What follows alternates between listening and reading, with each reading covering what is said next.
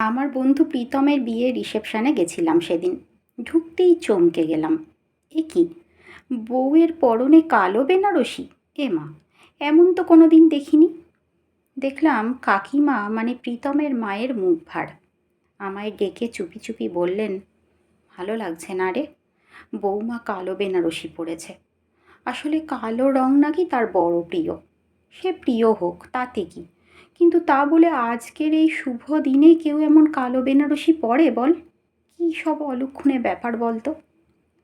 আমিও সায় দিলাম হালকা মাথা নেড়ে। সত্যিই তো, আমিও কোনো দিন কোনো মেয়েকে রিসেপশনে কালো বেনারসি পরতে দেখিনি। আজকাল লাল বা মেরুন অনেকেই হয়তো পরে না, কিন্তু সবুজ, হলুদ, গোলাপি কত রকম রঙই তো আছে। কাকিমা সরে গেলেন একটু পরে অন্য অতিথিদের কাছে। আমিও স্টার্টার খাওয়ায় মন দিলাম। প্রীতম এলো খানিক পর। এসে হাসি মুখে বলল, কিরে, স্টার্টারগুলো ভালো হয়েছে? আমি সম্মতি জানিয়ে আস্তে আস্তে বললাম, সুমনাকে আজ ব্ল্যাক বেনারসি পরতে বারণ করতে পারতিস। হাজার হোক আজ একটা শুভ দিন। কাকিমার কিন্তু ব্যাপারটা ভালো লাগেনি। প্রীতম ওর স্বভাব মতোই হাসতে হাসতে বলল, সুমির জন্য ওই বেনারসিটা আমিই পছন্দ করেছি রে, কারণ ব্ল্যাক ওর প্রিয় রং। কলেজ লাইফে যখন আমরা প্রেম করতাম তখন থেকেই ও বলতো জীবনের স্পেশাল দিনে ওর কালো বেনারসি পরার খুব ইচ্ছা, তাই আমিই ওকে নিতে বললাম এটা। যদিও ও বারণ করেছিল, কী সব মঙ্গল অমঙ্গলের দোহাই দিয়ে। মায়েরও খুব আপত্তি ছিল। হ্যাঁ, সেটাই তো স্বাভাবিক। আজকের দিনে এমন না পড়লেই ভালো হতো, আমি বললাম। এবার একটু গলা নিচু করল প্রীতম। বলল, জানিস, আমার মায়েরও প্রিয় রং ছিল কালো। লাল রংটা মায়ের কোনো দিনই ভালো লাগতো না, কিন্তু তবুও আমার মা নিজের বিয়ে, বৌভাত সব অনুষ্ঠানে লাল বেনারসি পরেছিল। কারণ ওই যে সবাই বলল লাল শুভ।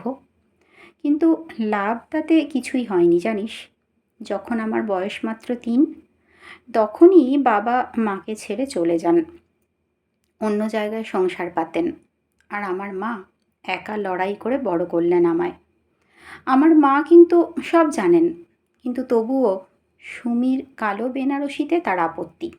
কারণ ওই যে তিনিও আটকে পড়েছেন বস্তা পচা কিছু শুভ অশুভর ক্লিশে কনসেপ্টে। আরে বাবা, রং দিয়ে কি শুভ অশুভ হয়? মা তো নিজের অপছন্দ সত্ত্বেও লাল বেনারসি পরেছিল। তাহলে তারপরেও কেন ভাঙল মায়ের সংসার? শোন, যা ভাগ্যে লেখা থাকে তাই হয়।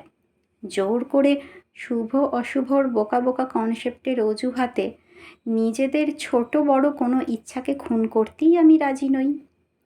আজকে সুমির জীবনের এই বিশেষ দিনে ওর কালো বেনারসিতে সাজার এই ছোট্ট ইচ্ছেটাকে আমি খুন করার পক্ষপাতী ছিলাম না। তাই শুধুমাত্র কিছু কুসংস্কারের অজুহাতে ওকে যে কালো বেনারসি পরতে দেব না, তা তো হয় না। জীবনে ওর রিসেপশনের রাত একবারই আসবে, তাই আমি চেয়েছিলাম ওর ইচ্ছা পূরণ হোক। ভিত্তিহীন কিছু নিয়মকে আঁকড়ে ধরে নিজেদের ভালো থাকা, নিজেদের ইচ্ছা পূরণকে যারা ব্যাহত করে, সেই শিক্ষিত বোকাদের দলে আমি পড়ি না। যাই হোক, তুই ভালো করে খেয়ে নিস। প্রীতম চলে গেল অন্যদিকে, কিন্তু আমি আর খাওয়ায় মন দিতে পারলাম না। সত্যিই তো, এভাবে তো ভেবে দেখি না। এই 2025 সালে দাঁড়িয়েও, শিক্ষিত হয়েও প্রতিনিয়ত কত কুসংস্কারকে মেনে চলি আমরা।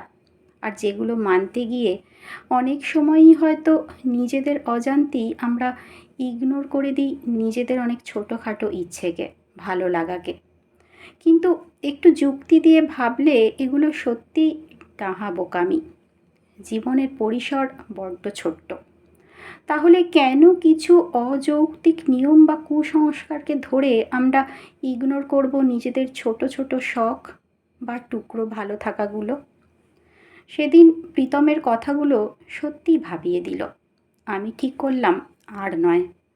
অন্তত কোনো নির্বিচারে মেনে চলা বোকা বোকা লজিকলেস কুসংস্কারকে মনে জায়গা দিয়ে নিজের ছোট্ট কোনো ইচ্ছাকেও পরিত্যাগের বোকামি আর কখনো করব না।